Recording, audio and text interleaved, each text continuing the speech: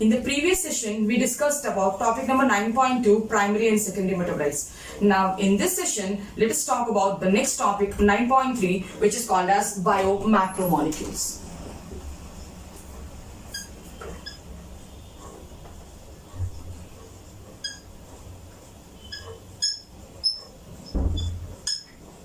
So, in the starting of the chapter, we have done chemical analysis to find out like which type of organic compounds are found. We have taken a plant tissue or an animal tissue, grind it in mortar and pestle using trichloroacetic acid. Then we got an acid soluble pool, which is called as filtrate, and then acid insoluble pool, which is there on the top, it's called as retentate. Now if you recollect that information, so we can tell that the compounds which are in acid soluble pool, the compounds which are in the acid soluble pool, when you check their molecular weight, so they are having a molecular weight ranging from 18 to 800 Daltons. They are having a molecular weight ranging from 18 to 800 Daltons. Okay, and when we see the compounds, organic compounds only, so which are in acid insoluble pool, have a molecular weight ranging about 10,000 Daltons. They have a molecular weight ranging about 10,000 Daltons.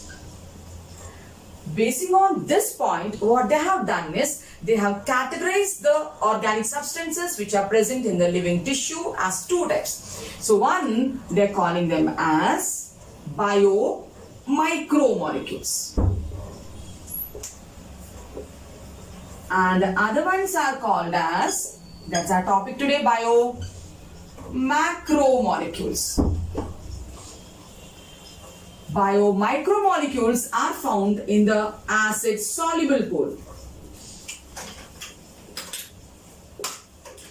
Biomacromolecules are found in the acid insoluble pool.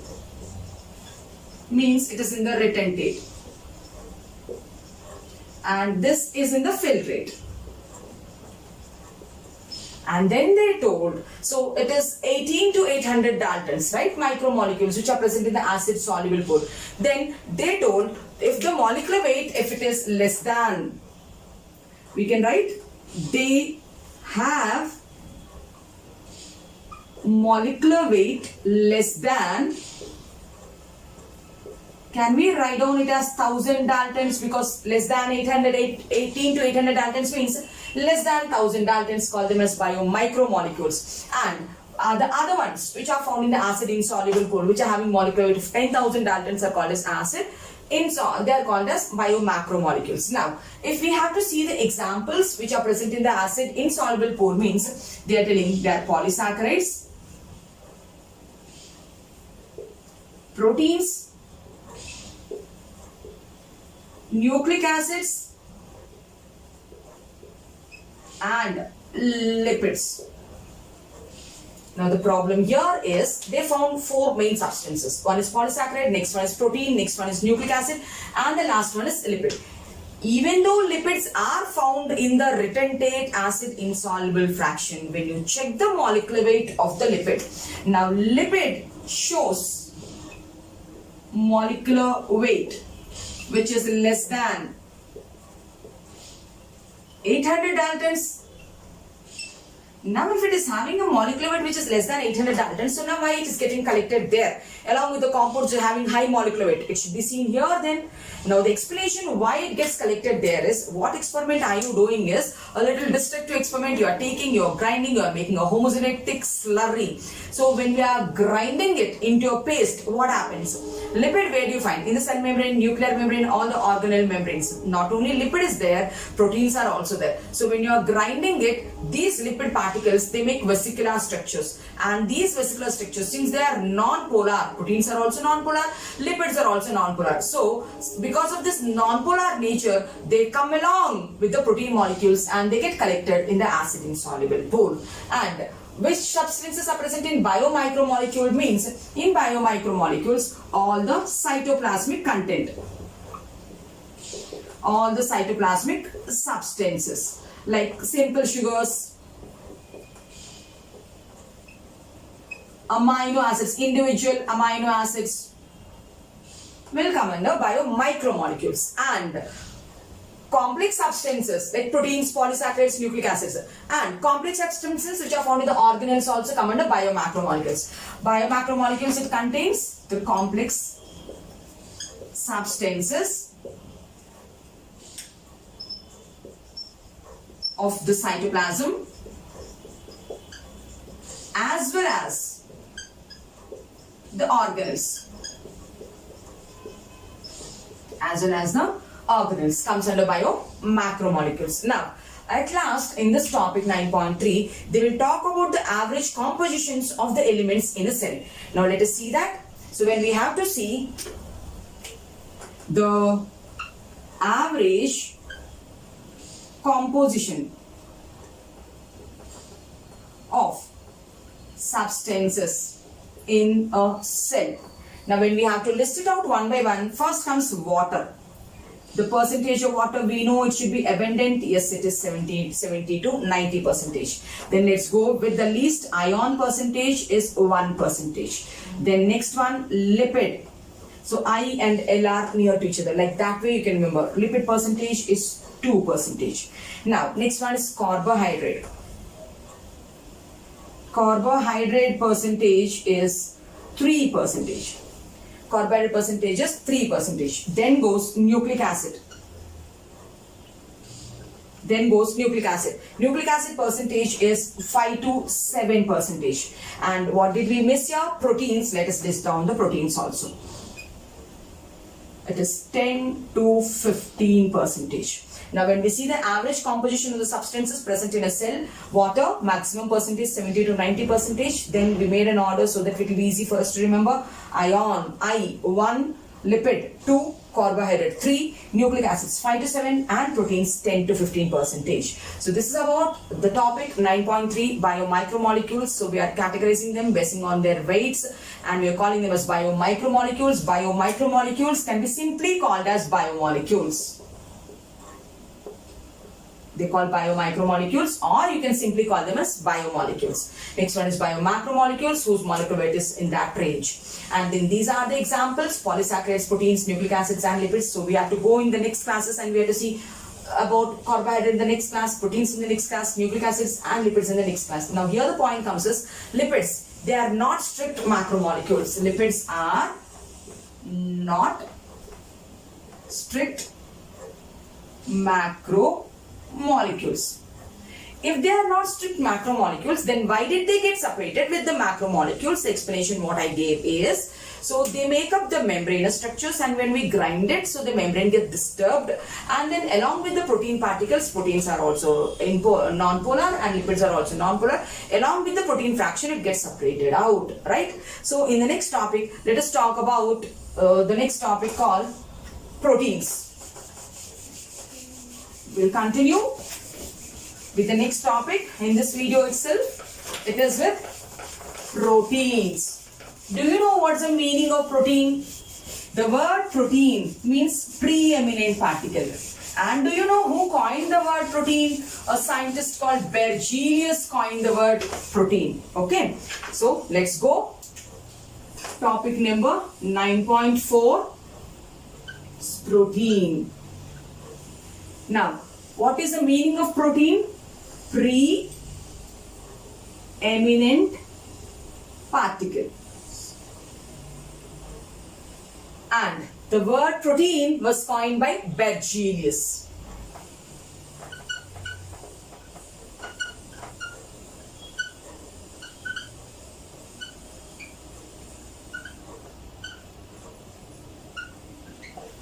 The word protein was coined by Berzelius. Just now we listed there, protein comes under biomacromolecule. So it is a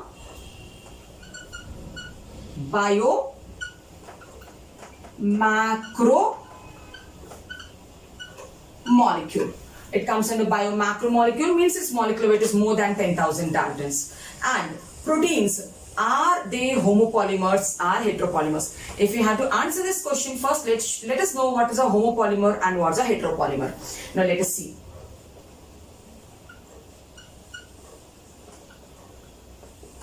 A homopolymer is made up of substances where the monomeric units are the same.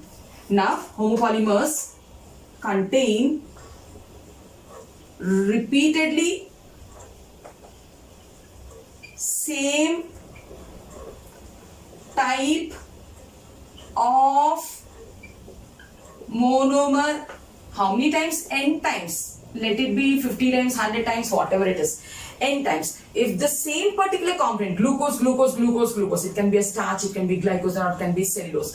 If the repeating unit is the same, call it as a homopolymer. Then, what is a heteropolymer then?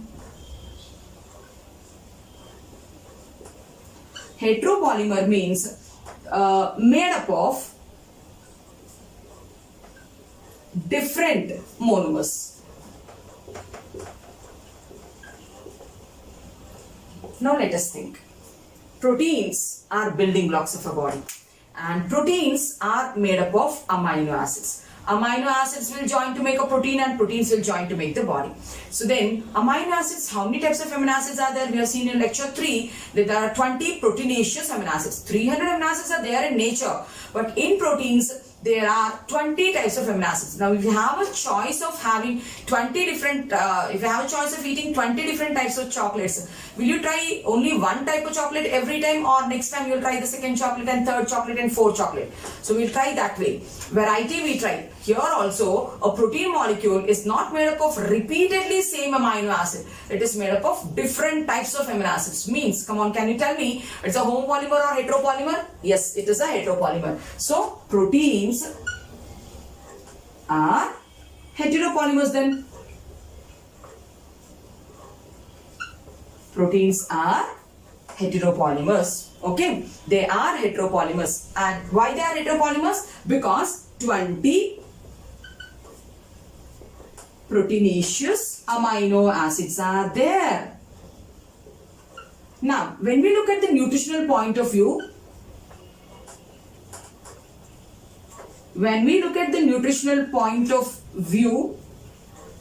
we will tell some proteins are whole proteins. You know what is the meaning of a whole protein? Mothers will tell, like, if you drink milk, like, you'll grow more. Egg, it's a very good nutritional source. Why are they taking milk as an example or egg as an example? So milk and egg contains whole protein. What do you mean by whole protein? So in the previous lecture, we discussed that out of 20 amino acids, there are 10 amino acids which are called essential amino acids. There are 10 amino acids which are called as essential amino acids. Since it's mentioned here also, let us see. I made a code like MAT will fly. Methionine, arginine, threonine, valine, leucine, lysine and isoleucine, phenylalanine, histidine, and here we go with like if this is threonine, LY goes with tryptophan, it's not tyrosine. So these 10 are essential amino acids. These 10, why are they called essential amino acids? Since they are not prepared by the body. Because they are not prepared by the body, we need to take it through the dietary proteins. And if we don't take it, so people will get deficiency symptoms. They start manifesting deficiency symptoms. So in nutritional point of view, you can classify the amino acids as essential amino acids and non-essential amino acids. As I told, proteins are very eminent particles. They have vital roles in the body. They have vital roles in the body. Now let us list down what are the vital roles of the protein. So again, in table number 9.5, they have listed out some protein names and their functions. Let us see that. What is the name of the protein and what is its role, biological function. Okay. So now if we start with the first compound, collagen. collagen is a protein found in the animal kingdom. It acts as an intercellular cementing substance. Collagen acts as intercellular, it's an intercellular it's an intercellular ground substance. It's an intercellular ground substance. And you know, collagen is an abundant protein in the animal kingdom. So we can write somewhere here. So collagen is abundant protein where it is in animal kingdom. This is very important point, appeared in the previous paper, appeared in the previous NEET papers. So some examples we are quoting down. First example we wrote, what is that? Collagen is an important intercellular substance. Second example, let's go with trypsin. You know, it's an enzyme. Which enzyme? Pancreatic enzyme. It is pancreatic enzyme. Whether it breaks proteins are, carbohydrates are, fats are, it breaks proteins, so it's called proteolytic enzyme. And you know, all the enzymes are proteins except ribozyme. Now this is the second one. Let us take a third example. The third example, we can go with insulin. Most of us know what is it? It's a hormone. Again, which hormone? Pancreatic hormone.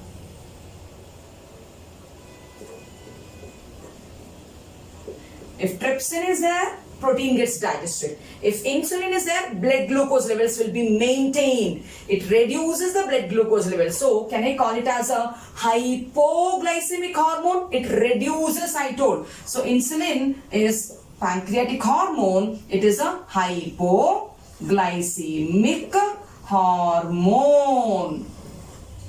So, this is another example. Collagen, which is a ground substance, is a protein. Trypsin, which is an enzyme, is a protein. Insulin, which is a hormone, is a protein. Then antibody, which is produced by the immune system to fight against antigen, is also a protein. Antibody, it fights against foreign substances, right? So this is also a protein particle. Antibody, you know, we'll study in second year human health and diseases chapter. This is antibody, which is Y-shaped structure made up of 2 light chains and 2 heavy chains. Next one, if we see receptors, which are present on the surface of the cell, on the cell membrane, or sometimes receptors are present inside the nucleus on the gene. So sometimes taste receptors, smell receptors, whatever. The receptor is a proteinaceous substance. So receptors, like smell receptors, then you can take taste receptors, you can take hormone receptors, are proteinaceous substances. Smell receptors are called olfactory receptors, which are present on the olfactory epithelium. So they are called olfactory receptors. You know, taste receptors are called gustatory receptors, which are present at the taste buds, on the tongue.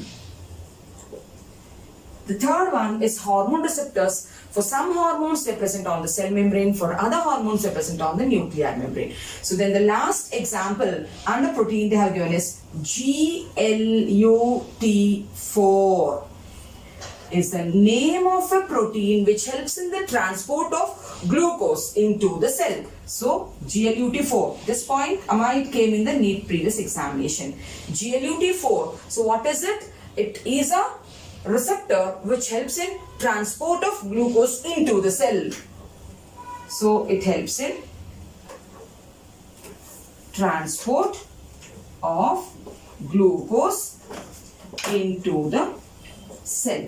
So some proteins they have listed out. There are lot many proteins, but some proteins they have listed out. Let us be thorough with these proteins. So collagen, ground substance found in animals. So that's why we told collagen is an abundant protein present in the animal kingdom. And if they ask us, what is that protein which is abundant in the whole biosphere? Then that is Rubisco. I'm writing it here. Rubisco is an abundant protein in whole biosphere. Rubisco is an abundant protein in whole biosphere. Okay, so we finished the topic proteins. Now in the next session we will discuss about the next topic, polysaccharides. So if you like my video, you can like, share and subscribe. Thank you.